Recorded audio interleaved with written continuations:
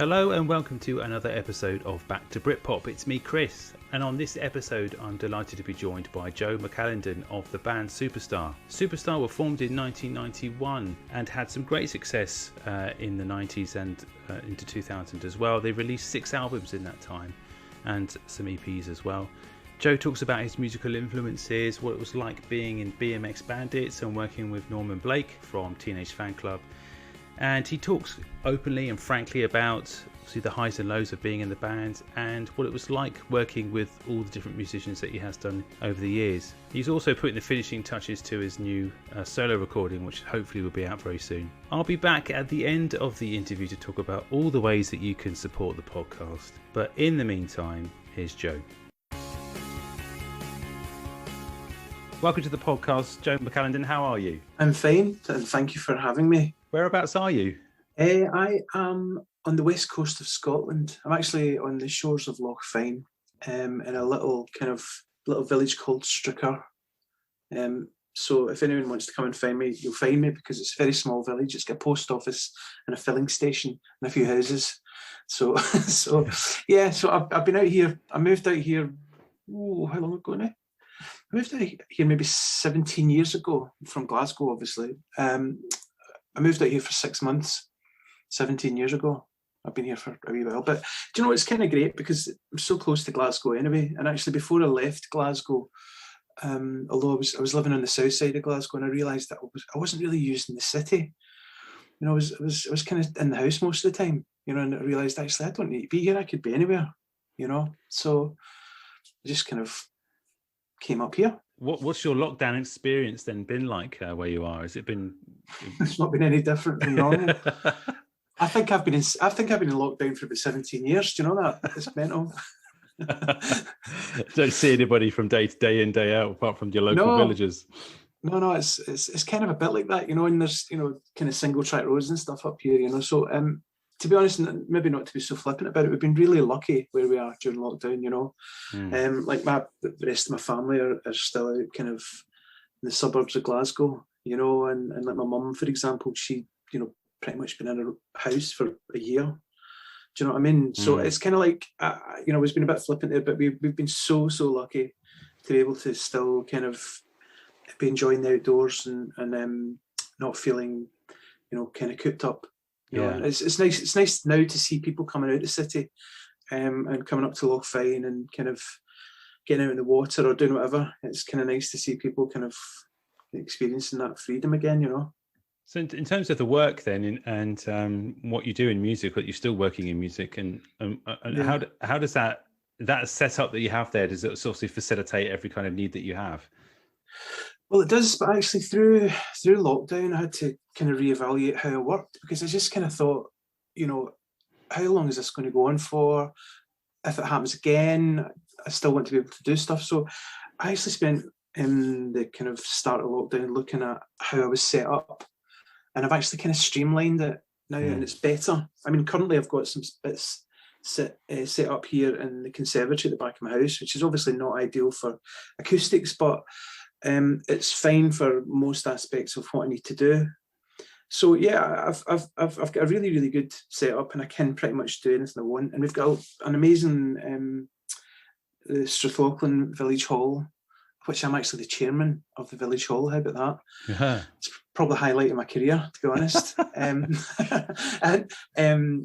amazing acoustics in the hall. So anything bigger, I kind of take. I've got a lot of portable bits, take them up there and kind of work in that space, and it's brilliant. You know, there's no phone signal, there's no internet, there's nothing.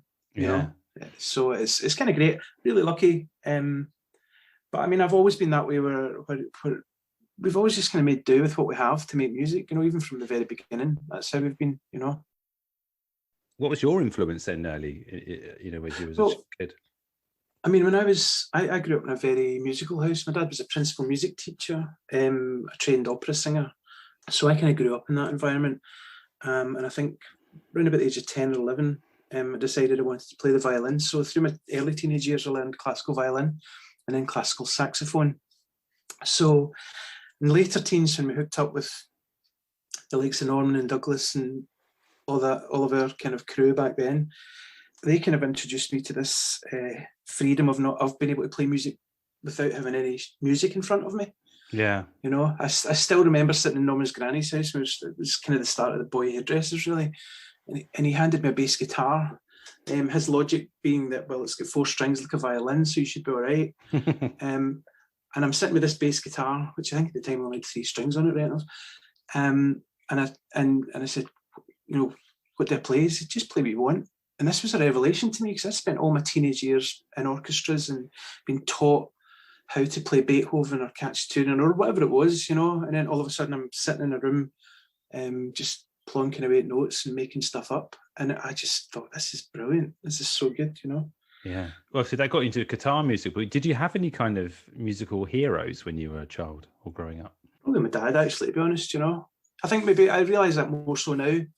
But like I said, it was a lot of classical music, and then we kind of crossed over into like Morricone and stuff like that. I was still at school, because our school had an amazing concert band, of which I was one of the saxophone players, and we were like the British champions and became 3rd in Europe and stuff. But we were playing things like Morricone and Bacharach at a really early age, you know. And do you know whether or not I had an understanding of the history of any of that? I don't think I did, but I just remember playing these things and thinking, this is great, you know. Yeah. Really enjoying a lot of it, you know. So I actually had kind of experienced that maybe a lot earlier than some of my friends did. You know, they were maybe listening to the likes of, I don't know, Throbbing Gristle and whatever else. You know, and I'm walking in with my Girl from Ipanema album, you know. It's just kind of... How did that kind of influence your kind of songwriting then? Because is it something you knew you could do quite early, or did you grow into that kind of role? No, I mean, I had no idea that I could write songs. And actually, my main influence to want to start writing songs was Norman, because I was sitting in a room with a friend who was kind of with ideas for songs and singing and lyrics and stuff, and that really inspired me to want to try.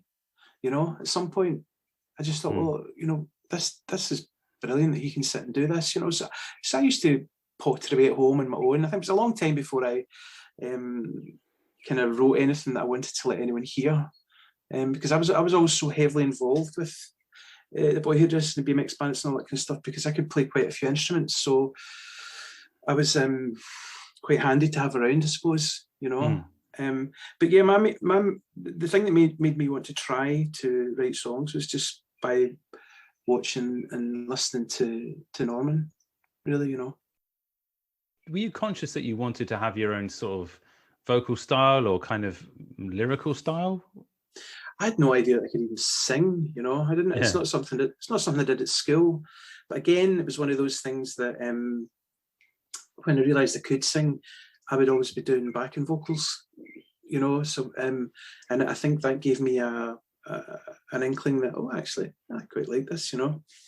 So, and obviously when you write your own songs, you're kind of singing to a point, you know, whether it's in your bedroom or whatever, you've got your kind of humming melodies or whatever. And I quite enjoyed it, but it took me years and years and years to actually find my voice. That's for sure. You know, I think at the beginning, I just wanted to sound like a perfect singer.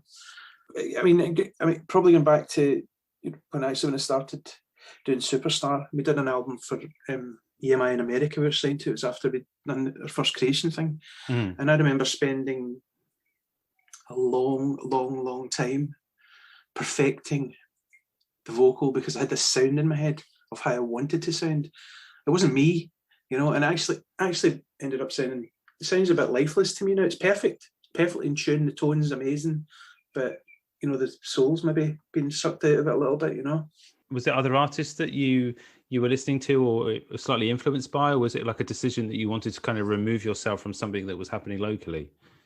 If that makes sense. No, I think it's just a dispute. I don't know. I mean, I think when I was playing classical music, you know, I was very aware of the sound of the orchestra and the sound of all the different instruments and the textures and the tones and how they worked together, you know. And I think when it came to my voice, I had this idea in my head of how it should sound. It was very much influenced by tone and kind of perfection and all that kind of stuff. I don't think it came from any specific singers, if you like, you know. Yeah.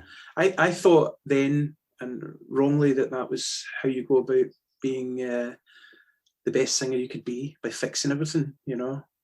I'm kind of glad I learned that early on, because I realised how it's kind of really pretty shit idea, to be honest, you know.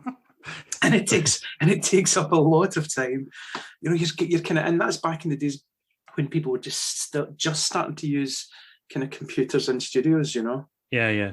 And you want to jump in for just, I think I could sing the word, I think I could sing and a bit better, you know. You just jumped in for one word and things like that. It's just like, oh my God. Yeah, I must have driven everybody nuts. Well, you're entitled to do it. If you're the songwriter and the vocalist, it kind of goes with the territory. In terms of Superstar, then, I mean, it must have been quite almost like a brave leap then to sort of go out on your own and form a band away from sort of like, you know, the BMX Bandits and your friends and colleagues from that outfit. But you know, was there a decision that you felt that you had to spread your wings a little bit in terms of that? I'm not sure, actually. I mean, to be honest, everyone else involved in that group of people were doing it. You know, obviously Douglas he was the kind of core of the BMX Bandits, and then there was Sean, who started the Soup Dragons, and Norman, Boy Hairdressers, you know, and it just was like, well, maybe I should do something else, you know. And it was just a case of that. You know, we had loads of time, and I don't think at any point we had much of a plan for anything. You know, there were a bunch of people that just loved making music, and I mean, we loved hanging out in each other's company. We spent a lot of time together, you know, and there was never a master plan at all. It was just kind of like, let's make some music, you know. Yeah. And I think naturally I just started trying to write songs, and maybe subconsciously felt that these songs I was writing didn't work as a BMX Bandits thing, or didn't work as I mean, Norman was very much the writer and the Boy Hairdressers, you know, and we were all more than happy with that, because the stuff he was coming up with, we were just like, holy shit balls, where's that coming from, you know? Yeah. So I'm coming up with ideas, and I'm just trying them myself and doing them in my own time. And that ended up being, I think I ended up doing I'm sure I did a demo that I gave to, and obviously after the Boy Hairdressers Teenage Fan Club kind of came out, the back end of that, and you know, they obviously get in cahoots with Alan McGee, and I remember pretty much making a demo and giving it to Alan, you know, because obviously we're all still hanging out together. Gave him a demo, and I remember he told me, it's really weird, I remember this is in the days before mobile phones, telling me, phone me on Friday at 12 o'clock, right? That was it. And at that time, I was up in Inverness on a wee kind of holiday with my then girlfriend, and I was like, I need to find a phone box. And actually, I can still remember where the phone box was. It's not there anymore. But so I had to phone Alan at 12 o'clock. I phoned him down at Creations, like, Alan, let's show you. It's like, right, love the song, $3,000, go and make a mini album. Right, see you later, bye. Wow. Hung up. And that was that, you know. I was like, wow, that's amazing. So that was the start. And at that point, I didn't even have a band. There was no band. So you didn't have a full band behind you, and you hadn't sort of gigged as well, I guess. No, I'd done nothing, you know. No, but I think pretty much you know, I mean, obviously heavily involved with all the other things. Yeah. You know, I think even at one point I did some recording and a wee bit of touring with the Soup Dragons in the early days as well, you know. So, you know, I mean, Alan just, you know, he's very instinctive, you know, just obviously liked it, and he thought, why not, you know. So that was it. Never a contract, never nothing. It was just like, let go make a record, you know. And that was quite one of his kind of styles, wasn't it, in terms of how he signed and looked after his bands, and especially in his early days before it all went completely crazy with Creation, as we all know. But yeah. What was it like being in that little early bubble with Creation? It was just, I don't know, again, just really good fun. I mean, we were on, I don't know what kind of journey we were on, but we kind of came out of Lanarkshire and then got to know people in Glasgow that we were inspired by musically, you know, the Pastels and Primal Scream, and, you know, meeting Stephen and Bobby back then, and then, you know, going to the same Splash One club in Glasgow, and then that kind of extends even further, because obviously Primal Scream end up on Creation and then the fan club. And so just like this kind of spreads, it just kept going and going. You just kind of went with it. Do you know what I mean? Just met new people, and again, people that you had so much in common with. And Alan, he's a real people person, and we were all like that as well. I mean, we're all quite, I think we all are, we're all still quite kind of, I guess, normal people, we just like having a laugh, we like being nice to other people, and, and we just kind of got on well, and I think that was certainly a big part of a lot of it as well. You had, 5-6 albums out between sort of 92 to 2000, and across that time, that decade, did you find yourself like lyrically and just in terms of the writing evolving, and did you consciously try to do different things, or was it? Let's just think. I mean, for me, lyrically, I always struggle lyrically anyway, and I realised quite early on that I really have to write about things that I feel. Otherwise, I find it really difficult to sing. I think if you write about how you feel, then it's much more natural to be able to sing, and feel honest about it. I mean, it's a tricky thing to do because you're putting your heart in your sleeve, and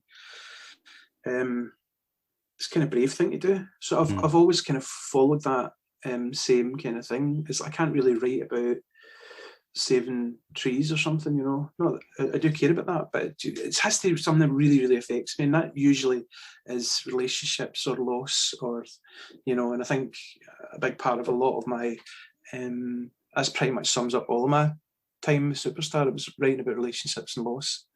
That's it, pretty much. Nothing else really, Well, that's one of the most sort of connectable subjects that can sort of reach people, isn't it? I think to be honest, looking back on it now, I think it's kind of kept me sane, because I realised when I was older, that's how I dealt with my feelings. Because a lot of it's not sound stereotypical, but a lot of, certainly the west coast of Scotland kind of male thing is like this kind of staunch, I'm fine, there's nothing wrong with me, I'm all right, everything's fine. That's kind of like, it's all that kind of stuff.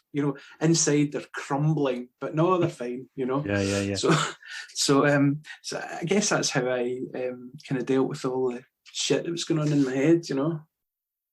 With regards to the success of the albums that you produced over that period of time as well, I mean, the later Jules Holland appearance and things, and how important was that sort of in terms of getting the band out there? Did it feel like that was important to you? I mean, the whole experience was pretty amazing, even when it was crap. Looking back, I don't know if, well, I have got one regret, but and if you want to ask me about that at some point, you can. But other than that, it just things kind of happened and you just went along with it. I mean, to be sitting watching a show like Later with Jules Holland and get a phone call and say, we'd like you to come on the show, just like, yep, amazing, what an experience, and I think I'm pretty sure through the time of Superstar, I think we had like 7 singles of the week on Radio 1, which is a bit nuts. And we still failed. It's brilliant, isn't it? I totally love it. But we were very lucky. We were very lucky with press. We were always, generally very well reviewed and very well kind of all that kind of stuff. So we were pretty lucky, But I didn't take a lot of notice about a lot of that stuff. I was so kind of engrossed in music and making music and playing music and just being a creator, I suppose. Yeah.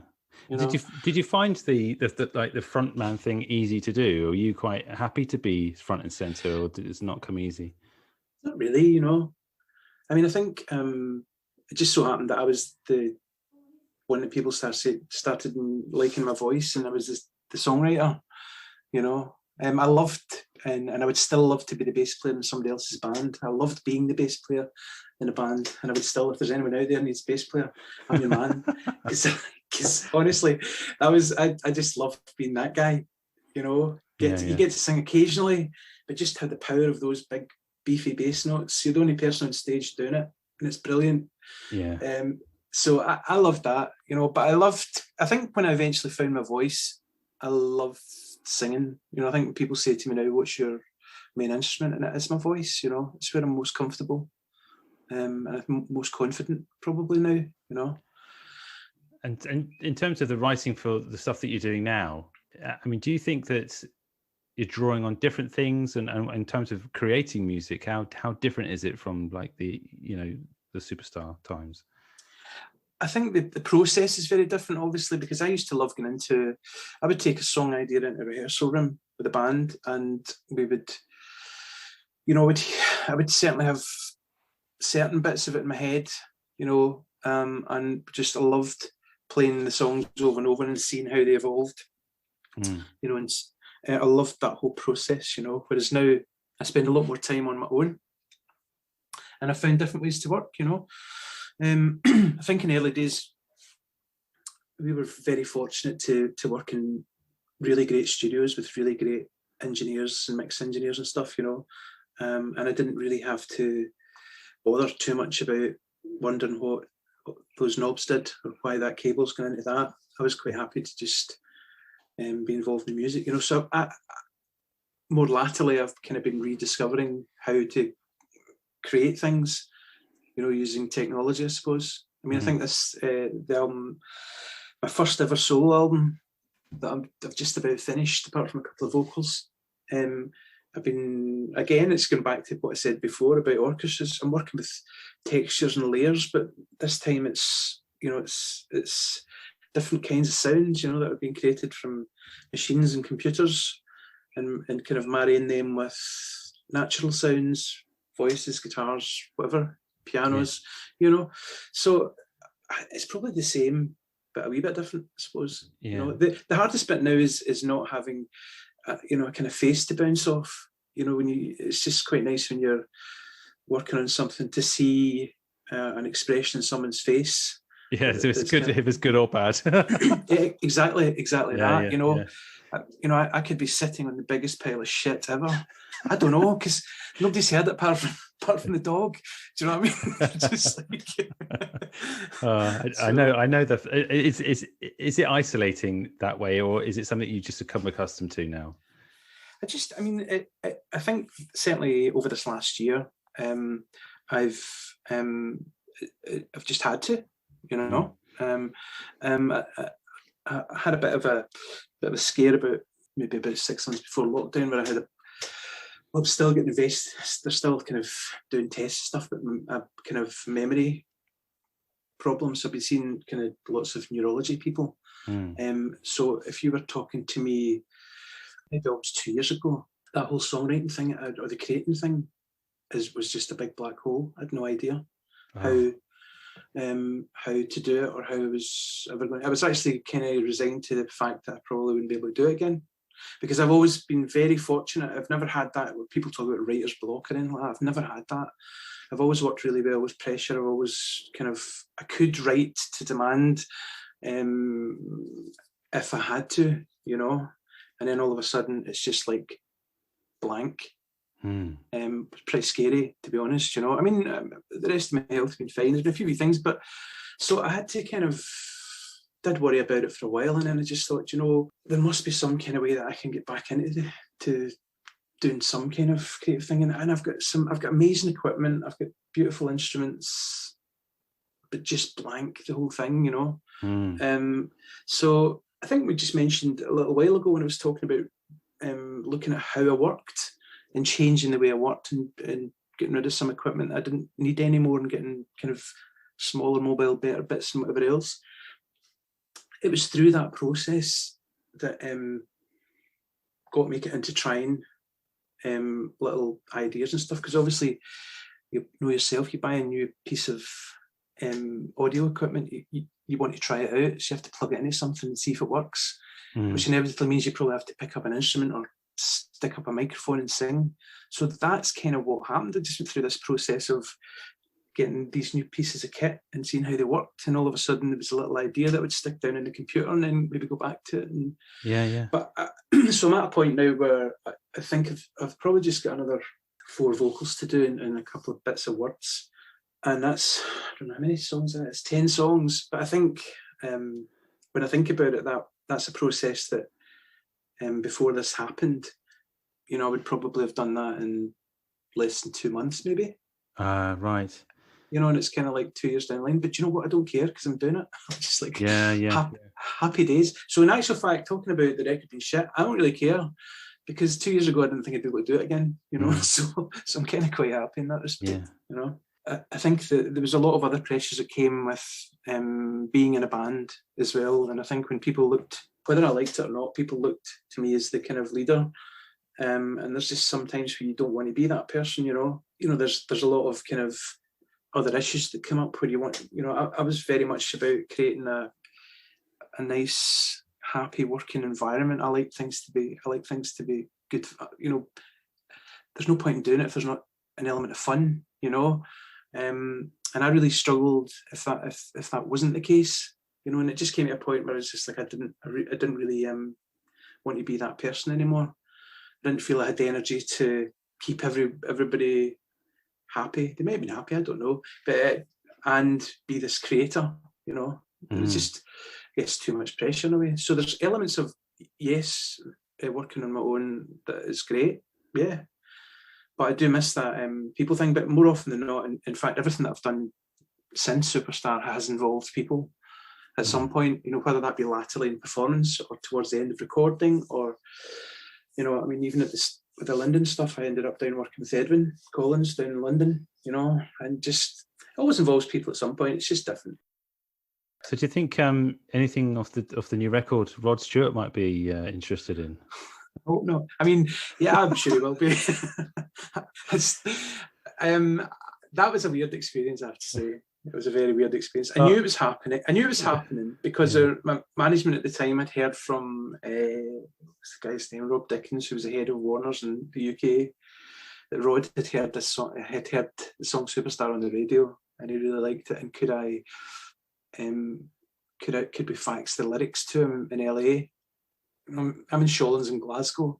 I'm just like thinking this is quite funny, So I did end up writing the words down, faxed them off to, and that was the last we heard until one day there was a knock on my door, and it was a postie with a registered recorded delivery envelope with a tape in it, because I didn't want to send out CDs, obviously, in case I copied them, so it was like a cassette tape of what ended up being Rod singing the song. But the problem was that I think we had all been out the night before, and I had a huge hangover, and the postie was really early. And in my excitement, I put the tape on, and all of a sudden, it was the same riff, a little bit slower starting. And I was kind of like, wow, this is mental. And then Rod Stewart starts singing. It was like this guy from the Faces and whatever else, He starts singing, and it was just too weird for me to get the tape machine and throw it in the bin. Not because it just totally freaked me out. I mean, later on in the day, I went back to bed later on in the day, get back up and took out the bin, obviously, but I didn't listen to it again because it was just too freaky. It just was genuinely too freaky. I mean, it'd be interesting to see what you think of it. But I think it's a fantastic version. I've got to say. Yeah, I mean, the thing is, the only thing that kind of caught me about it was, who am I to criticise someone like him? Not at all. It's not a criticism, but he actually sings it like a love song. Yeah. Right. And actually, it was a breakup song, because that song was written. I wrote that song in about 20 minutes, and I was drunk. I don't mean to keep talking about drinking, but I was drunk at the time, because basically what happened is we had finished our deal with EMI in America for various reasons, and we had a band meeting, and I thought, yes, we'll just go on to the next thing. But some of the guys, and quite rightly so, didn't want to continue because it was going to be trickier financially, blah, blah, blah. And that's understandable. But I remember walking home and I felt as if I'd just been dumped. I was really quite upset. And again, it's back to this people thing. And I just want people to be happy, And I went home, and again, a girlfriend at the time, same, I don't have loads of girlfriends. It was the same one from Inverness, just for if anybody's wondering. Not like girlfriend number 25. It wasn't that at all. Same girl. And I'm thinking myself in a whole year. Didn't even have to explain that, because probably nobody would even have noticed. But anyway, she was going out that night, and I came home, and she could see that I was genuinely kind of quite pale and just upset. You know, this huge thing felt like it was just falling apart. You know, and we'd been such good, we were such good, we're still good friends and stuff, but it's just like the whole thing was falling apart. And she said, "Oh, I'll just, maybe I'm not good today, we'll just stay in, you know." And I was like, "No, on you go." So she went out, and I literally, I don't know, drank quite a fair bit of vodka, you know. I'm not going to go down that boasting thing because I don't actually remember how much I did, but enough for me to write a song, record a guitar riff, pretty much 99% of the lyrics, and the harmony on Porter Studio, and forget about it for about 3 months. Oh, wow. Yeah. So I totally forgot about it. So yeah. So that, getting back to the Rod Stewart thing. So it was a kind of breakup song, but he sang it like a love song, and that was kind of, I think, what kind of freaked me out about it initially, you know. But it's nice to see how people interpret things differently, you know. Am I right in thinking, because I only listened to it again recently just to remind myself of how it sounded, but did he write an additional sort of middle eight section for it as well? Yeah, he did, but apparently he does that quite a lot. Right. So I believe, and to be fair, you know, he did it, and it wasn't a case of like, oh yeah, he didn't do it for a royalty or anything. He just did it because he likes doing stuff like that, you know. Yeah. And I was fine with it. I was kind of like, yeah, why not? Crack on. Yeah. But it's quite funny with that song, because I think it was there's a few funny things happened with that song actually. Our version was single a week on 4 different radio shows on Radio 1, right? I mean, this isn't a boasting thing, it's part of the story. It's going to have to be part of the story. Yeah. And the first people to play it and make it single was, I think it was Mark and Lard on Radio 1, right? And Simon Mayo was off sick and heard it in his sick bed. And he phoned the runner, "Get this over to me right away. I need this song." And so the following week, when he was back at work, it was his single of the week. And he got to the end of that week and said, "We're going to have a new single of the week next week, but we can't find anything better than this, so it's going to be this one again." So it was actually single of the week 2 weeks in a row in the Simon Mayo show. So wind on a wee while. Then Rod Stewart brings out a version, right? And it was, I think at this point, Mark and Lard, did they end up being on Radio 2? Yes. Did they? Yes, they did. I think they did, or certainly Mark Radcliffe. So it was obviously Superstar, the song. It was going to be his worldwide Christmas single release, Rod Stewart's. Right? Okay. So I've actually got a promo copy of the single. It was single of the week on Radio 2, right? So it's quite bizarre. And Mark Radcliffe put it on, and they obviously had to play it because it was single of the week. And I think they played it. I think my sister's got this on some tape, actually. They played maybe about 30 seconds of it, took it off and says, "That's our single of the week, but we're just going to play this version because it's much better." And put on the Superstar version, you know. It's quite funny. But so I was sitting in the house like thinking, "That's mental. Rod Stewart is a worldwide release of this song as his Christmas kind of single." You know, and your mind starts racing, thinking, what's this going to mean for me as a writer, or even financially, or whatever, you know. And then he fell out with his then girlfriend and said he wasn't going to do any promotion, so they patched it. Oh, Jesus. So again, you just look at these things and say, "Do you know what? It's what it is." It's quite funny. So I've got a promo copy of it. It's not a very Christmassy song though. I don't know if he was going with the old sleigh because there was sleigh bells in it, you know. Yeah. You know, I don't know if that's the only reason, but it was going to be his release at Christmas. I don't mean as a Christmas single, it's his. So Rod Stewart's big worldwide Christmas release, you know. Yeah. So not a video with a Shakin' Stevens style kind of Christmas jumper scenario. I don't think so. I mean, I know you used to say it's one of those things that as a writer, it comes and goes quite quickly, and isn't it strange that sometimes the biggest success you can have is something that is kind of throwaway for you at the time. You know, when you look back at that success for it, I mean it must be absolutely amazing though. No, it is. I mean, it's amazing. I think it's probably the most it's probably the most natural songwriting process that I've ever gone through, just to have done something so quickly. I did it with one other song. I've done it with one other song in my career, and it was one of the 2 songs that we ended up performing on later with Jules Holland, a song called Every Second Hurts. I wrote that really quite quickly, maybe in about an hour or so, with all the words and stuff, you know. But that's the only 2 times that's ever happened. Joe, Superstar is probably it's in my top 10 of all time. So yeah, there you go. I mean, do you know? I think it's about time someone had a worldwide smash with it. I mean, come on. Yeah. Me and Rod Stewart were big fans of that song. I mean, it's really, I find it quite strange because it feels such a simple song in a way. I mean, I guess a lot of the best songs are simple, you know, but it always kind of really amazed me how it had kind of resonated with so many people, you know, and it just became this really great kind of thing, you know. Well, I think the thing as well, I think about it is it's the simplicity in a way, but the lyrical style and obviously how it's sung and obviously the lyrics themselves. But that it's the guitar, it's the riff, as you say. It's just this. It's something. It's obviously punctuated throughout the whole song, but it's just something you want to hear. It's not like it's an overplayed guitar solo or anything, but it's almost just. It's do you know how you do that? What you have to do that is you have to be not very good at playing the guitar and have had a few glasses of vodka. That's how you write parts like that. Yeah, but it's kind of like pretty much true. It's because it's weeping, isn't it? I mean, I don't want to be sounding sort of weird and cliche, but it is just a sad sound for the guitar, and I think it just so complements everything. It's a fantastic song, and I think it's just one that's always stuck with me.